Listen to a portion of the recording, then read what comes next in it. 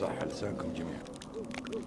بو قصيدة طال عمرك لكم يا أهل عنيزة، شاعره رحمة الله عليه، شاعر معروف وجالس على كرسي الشعر بدون منازع، وأنا حافظ له قصيدة يوم عمري 12 سنة، وبعدين يوم كبرت نصه ضاع مني، ودورته بهالديرة ودورته بالرياض ودورته بكل محل، وكل يقول يعرفها فلان ومات ويعرفها فلان ومات ويعرفها فلان ومات.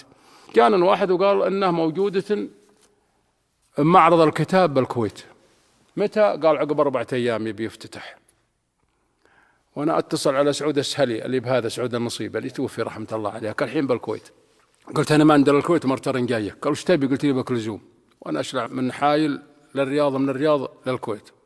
يوم طلعت له والله على هكذا الموبيل قاعد يتحران، والله وسلم عليه ودخلوني وياه للبيت. ها وش عندك بالكويت؟ قلت والله دور لي ذهبه، ويقولون أن عندكم معرض الكتاب يبي يفتتح يوم الأحد، 4 أيام 3 أيام. قال أنا أشتغل على البدالة بالقصر الأميري وأسمع كل حكي الناس به، يعني مهم لهالدرجة. قلت لو ما هو مهم جيتك من حايل. دخلناه ودورناه بحرف العين، سألنا الفهرس وقال تلقونه بحرف العين، دورناه يجي 3 ساعات ما لقيناه. وانكس الرفيز اللي بعنيزة، صارت نكستي على السيارة إلى القطب ومرة عنيزة، لازم أمر لا مني جيتها.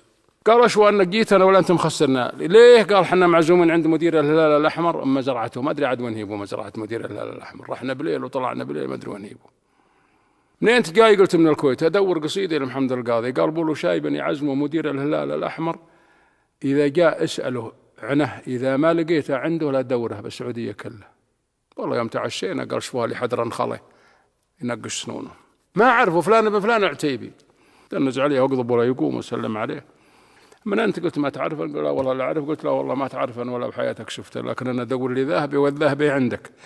قال وش؟ قلت قصيدة القاضي. قال أيه؟ قلت لي هذا مشده. قال والله عاد حنا 11:03 الحين يراعي للساعة، والحريم ما هم طيعاتنا يقومني زين قهوي، لكن عطني عنوانك بالبريد وارسله لك. أعطيته العنوان وأنا أسري الحايل. يوم خذيت 5 أيام وأنا مر البريد، لا والله طابعة بله زرف نصفر هالكبر، وأنا شق وأقرأه 4 مرات وقطع وأجدع، ما والله طلعت بها البريد. بس اللي ضايع حطيته محله، ولا هي تعتبر من أندر الشعر الشعبي ومن أندر الشعراء نجد رحمة الله عليه ولكم طولة العمر.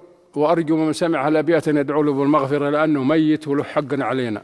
يقول عسى عسى لي بالعسى يبعد الأسى، يغطي خطم بطلمس الشمس، ساتر فجأة ما لقى بيداق في لاق مهجتي، رقيته رقى رقوى رقى راج طاير، بالأقدار دار مدير الأفكار دالبي سما فرد ولا بالدواليب، شاطر أسايل رسول الرسل يرسل رسائلي كمني أسير بالمعاسير، حاسر يا هالعوص الهجن والوجن، بلعق العجول عقال قدر فنجال، صادر على سيم وهجن همايم هميمات همات انحداد النواظر، هجن هجا هيجن مناهيج لوجه تروم طمع قطع الحزوم، الدعاثر مناجيب نجيب المواجيب، واجبي وعلى من تعالى الكور، فرض يبادر بالارسان بمراس 4 عروس عوصكم نضيج فيج، في داير الفكر حاضر أسجل كتسجيل السجنجل سجلتي إزجه بزاج من زجاج المحابر، سطر لططر ترس القراطيس والوطر، خطر كالمطر من زجر حور الزواجر، سلام تسلسل من سلايل المسايلي بالإرسال سار بسر الأسرار، ساهر سلام خضوع من وضوع يضاعف، سلف 1000 ب1000 يلف الولف باهر، تحيات حي